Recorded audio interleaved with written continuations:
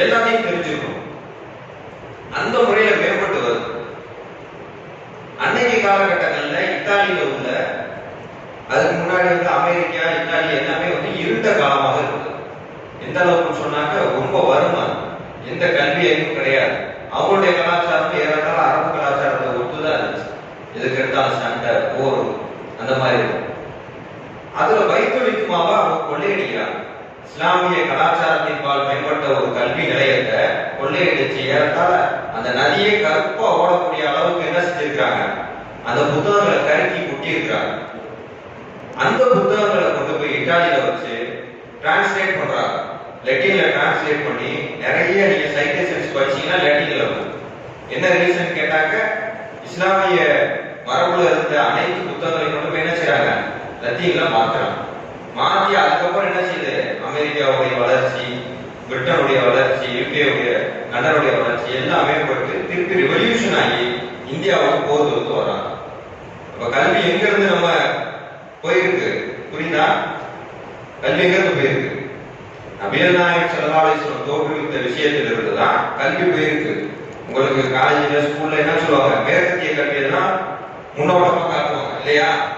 Western culture தான் சொல்லுவாங்க. அவங்க தான் பெரிய அறிவாளி என்னமோ, அவங்கள்ட்ட இருந்து தான் கல்வி முழுக்க வந்தது என்னமோ. எல்லா கல்வி முறைக்கும் அச்சாணி எங்க தான் இருக்கு? நபிகள் நாயகம் ஸல்லல்லாஹு அலைஹி வஸல்லம் வந்ததுக்கு அப்புறம் தான் கல்வி முறை எங்க போகுது, உலகம் ஃபுல்லா போகுது. அதாவது இப்ப இந்தியாவை பொறுத்த வரைக்கும் சிப்பாய் ருட்டினி படிச்சிருக்கீங்களா? சிப்பாய் கழகம் தெரியுமா? வரலாற்றுல சிப்பாய் கழகம் தான் சொல்லுவோம். ஆனா அது உண்மையிலே சிப்பாய் கழகம் கிடையாது. இந்தியாவில் உள்ள உலமாக்களுடைய உயிர் தியாகம். உலமாக்கள் என்ன செய்யறாங்கன்னு சொன்னா,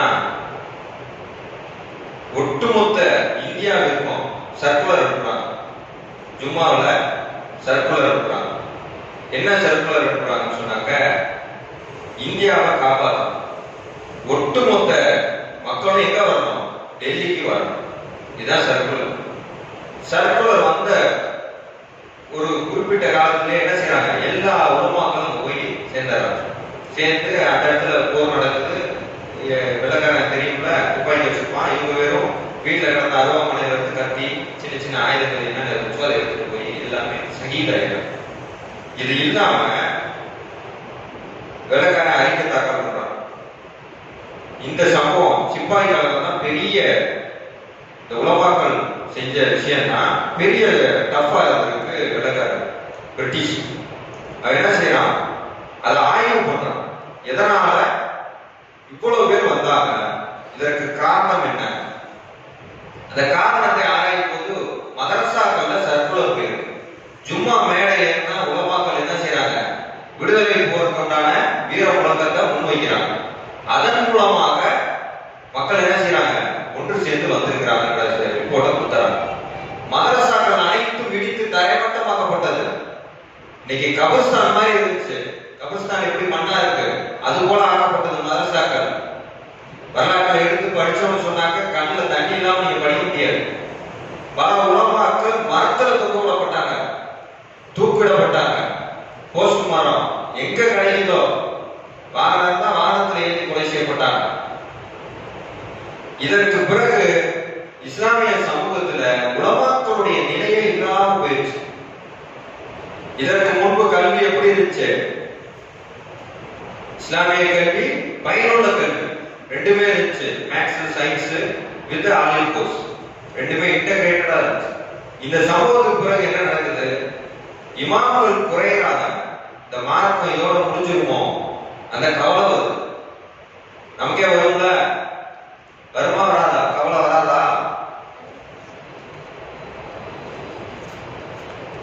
அப்போ இந்த இமாம்களை உடனடியாக உருவாக்கணும் அப்படிங்கிற தேவை வருது. அதன் மூலமா என்ன செய்யறாங்க, லோட குறைக்கிறாங்க, கல்வி முறையை மாத்துறாங்க. இஸ்லாமிய கல்வி, பயனுள்ள கல்வி, உலக கல்வி தனியா பிரி. இதன் மூலமா ஒரே ஒரு மரத்தடியிலிருந்து ஆரம்பிக்கப்பட்டதுதான் தேவபந்து. அதன் மூலமா இன்னைக்கு பல மதரசாக்கள் உருவாக்கப்பட்டிருக்கு. இப்ப கல்வி முறை பிரிச்சதனுடைய ரீசன் என்னன்னு கேட்டாக்க, ஒரு மாணவர் படிச்சு வருவார். ஏன் வழக்கறிஞரையே பற்றி சொல்றேன்.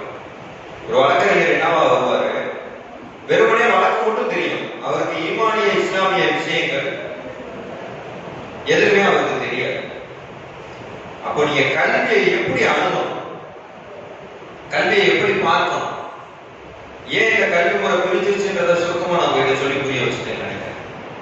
இந்த கல்வி முறை பிரிஞ்சது, அதுக்கப்புறம் அதிகாரி யூனிவர்சிட்டி தனியா ஓபன் பண்றாங்க. அவங்க வந்து பயனுள்ள கல்வி, உலக கல்வியை மட்டும் கொடுக்குறாங்க. இந்த கல்வி முறை பிரிச்சது அந்த காலகட்டத்தில் சரி. ஏன்னு கேட்டாக்க உலமாக்கள் இல்ல, இந்த சமூக ஈமானிய விஷயங்கள் வந்து வெளியே போயிருது இல்லையா? அதன் காரணமா அன்னைக்கு ஆரம்பிச்சது சரிதான். இப்ப இன்னைக்கு அதனுடைய ப்ராப்ளம், பிரச்சனைகள் என்ன இருக்கு அப்படின்னு ஆராய்ச்சி பார்த்தோம்னு சொன்னாங்க, ஒருத்தர் பெரிய சுப்ரீம் கோர்ட் அட்வொகேட்டா இருப்பாரு, ஆனா முத்தலாக் விஷயத்துல ஆர்கியூ பண்ணும்போது அவருக்கு இஸ்லாமிய விஷயங்கள் அறவே தெரியாது, மார்க்க அடிப்படையிலான ஈமானிய விஷயங்கள் தெரியாது. ஒருத்தர் ஈமானிய விஷயங்கள்ல பலமா இருப்பாரு, அவருக்கு இந்திய சட்டத்தினுடைய ஒரு தெளிவான பார்வை இருக்காரு, அங்கீகாரம் இருக்காரு, பார்வை இருந்தாலும் அவர் அட்வொகேட்டா என்ரோல் பண்ணணும். இப்ப இந்த பிரச்சனை இருக்கு. அப்போ ஒரு மாணவர் எப்படி படிக்கணும் அப்படின்னு சொன்னாக்க, இந்த வரலாற்றுல இருந்து எடுத்து பார்க்கும் பொழுது அவர் இஸ்லாமிய முறைப்படி தான் படிக்கணும், மார்க்க அடிப்படையில தான் கல்வியை பார்க்கணும். ஒரு கண்டுபிடிக்கணும் அப்படின்னு சொன்னாக்க இது எத்தனை பேருக்கு பயன்படும், இது மறுமையில நமக்கு என்னவா கிடைக்கும், இல்ல இந்த பேட்டை நம்ம கொண்டு வித்தா நமக்கு பலாயிரம் கோடி கிடைக்கும், இல்ல இந்த குடும்பத்தை பிரிச்சு விட்டோம்னா நமக்கு ஃபீஸ் கொடுப்பாங்க, வழக்கறிஞர்கிட்ட டைவர்ஸ் பண்ணி வச்சா நமக்கு ஃபீஸ் கொடுப்பாங்க, இப்படி பார்க்க கூடாது. மார்க்க அடிப்படையில் நமக்கு என்ன நன்மை கிடைக்கும்,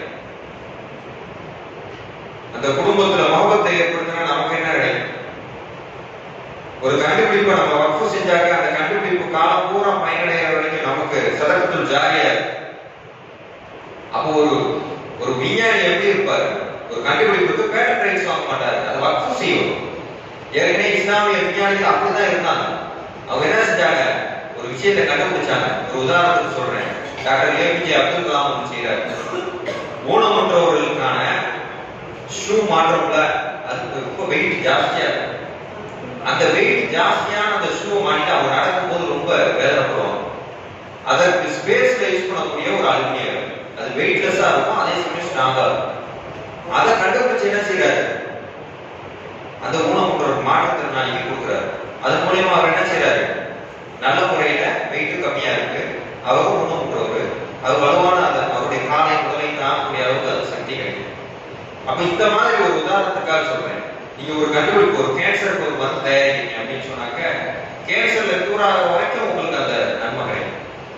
நீங்க ஒரு மருத்துவர் ஆராய்ச்சி, அப்ப இஸ்லாமிய மார்க்க அடிப்படையில ஒருத்தர் விஞ்ஞானியாவோ மருத்துவராகவோ அதுல இருந்து மேம்பட்டு வராருன்னு சொன்னாக்க அவர் நன்மையை பக்கம் போவார். ஏன் இஸ்லாமிய சமூகத்துல 1.6 அட்வொகேட்ஸ் இருந்தும் இந்த சமூகத்துக்கு ஏன் பயன்படலாம்? எண்ணி பாருங்க, 100ல 200 பேருக்கு சராசரியா 3 பேர் இருக்காங்க. 200 நபர்கள் இருந்தாங்க, அதுல 3 நபர் வழக்கறிஞரா இருக்காங்க. போதுமானது தானே? 200 பேரும் வந்து கோர்ட் வாசல் நிக்க போறதில்லை, 200 பேரும் கோர்ட் வாசல் நிக்க வேண்டிய தேவை இல்லை இல்லையா? பிரச்சனை யாருக்கு ஒரு 10% இருக்கலாம், 10% பேருக்கு 3 பேர் போதுமே. இந்த சமுதாயத்துக்கு மட்டும், அவங்க பிற சமுதாய வழக்கு பார்க்காம அது ரெண்டாவது விஷயம், சொந்த சமுதாயத்துக்கு மட்டும் பார்த்தாலே அது போதுமானது தானே? ஏன் சரியாக? ஏன்னு கேட்டாக்க இதுக்கு கஷ்டமான விஷயமா இருந்தாலும் இந்த இடத்துல சொல்ல வேண்டிய தேவை இருக்கு. ஏன்னா வழக்கறிஞர்களுக்கு இஸ்லாமிய பார்வை இல்லை, அவர்களுக்கு ஈமானிய கல்விமுறையில பயிரல. அவங்க வெறுமனே வழக்க படிச்சிருக்கிறாங்க, சட்டத்தை படிச்சிருக்கிறாங்க, மார்க்கத்துடைய விஷயங்கள் என்ன, எது செய்யலாம் எது செய்யக்கூடாது, எதை பண்ணா நமக்கு நன்மை கிடைக்கும், அந்த தக்கவனுடைய பார்வை அவங்க இடத்துல இல்லை. அதனால மாணவர்கள் அடிப்படையில இருந்து என்ன செய்யணும், ஆரம்ப கல்வியில் இருந்து மார்க்க அடிப்படையிலான விஷயங்கள் தான் மேம்படும்.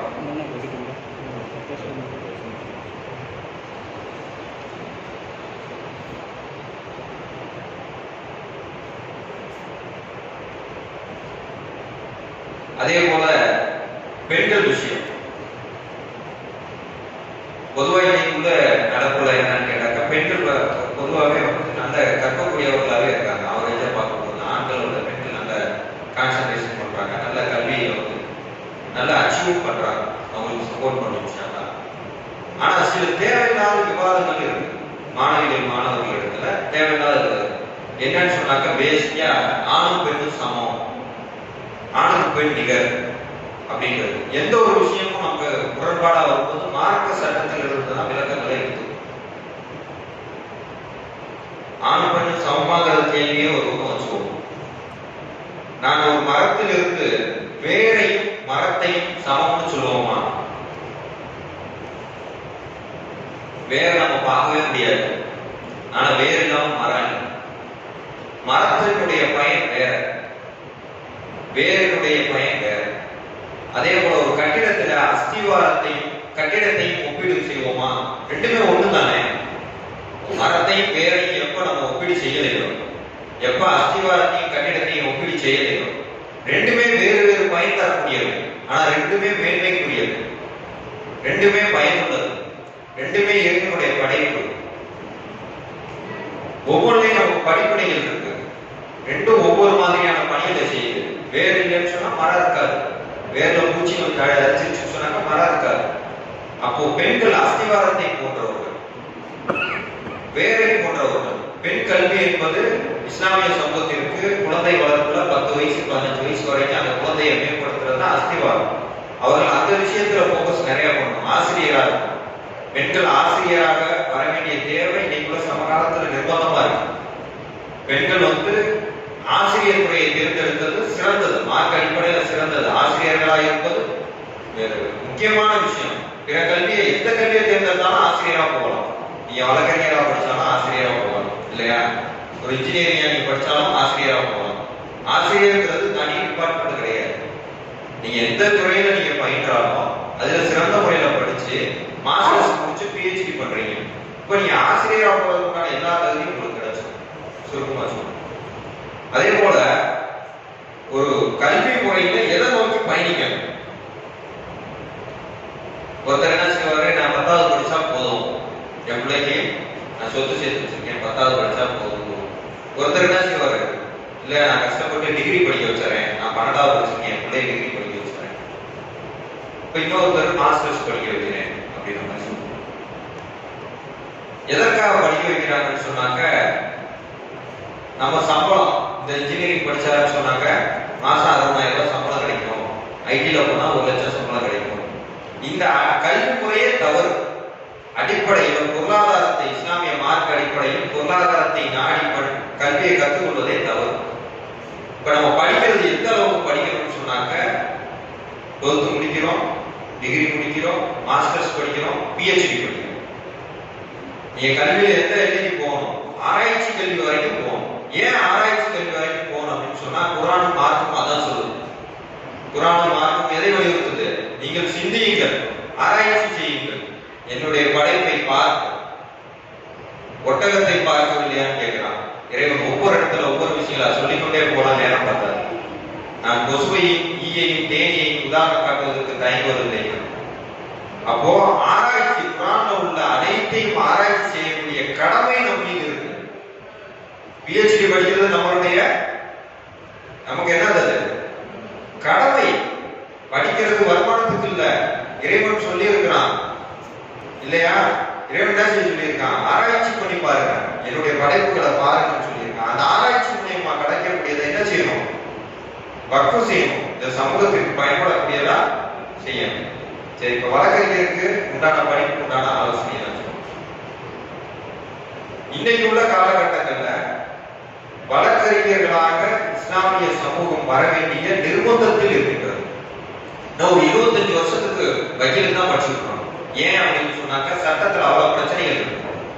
யூனிஃபார்ம் சிவில் கோட் சொல்லி போட்டுருக்காங்க. யூனிஃபார்ம் சிவில் கோட் கோவால பிஃபோர் இண்டிபெண்டன்டே வந்துருச்சு. ஆனா அந்த யூனிஃபார்ம் சிவில் கோட் என்ன சொல்லுதுன்னு கேட்டாக்க, ஒரு இந்து முறை கலாச்சாரத்தை பின்பற்றக்கூடிய ஒரு நபர் 2 திருமணங்களை செய்து கொள்ளலாம். ஒரு இஸ்லாமிய முறையிலே திருமணம் செய்து கடைபிடித்துக் கொண்டிருக்கக்கூடிய நபர் ஒரு திருமணம் தான் செய்ய வேண்டும்.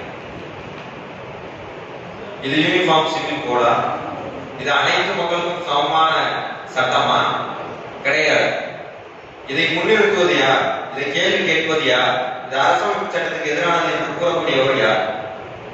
நம்ம தெருவில் 1000 பேசலாம், குடும்பத்துல பேசலாம், என்ரோல் பண்ணி அட்வொகேட்டா போய் தான் நம்ம கேட்கணும், சுப்ரீம் கோர்ட்ல கேட்கணும். கான்ஸ்டிடியூஷன் ரெமெடி நமக்கு அங்கதான் இருக்கு.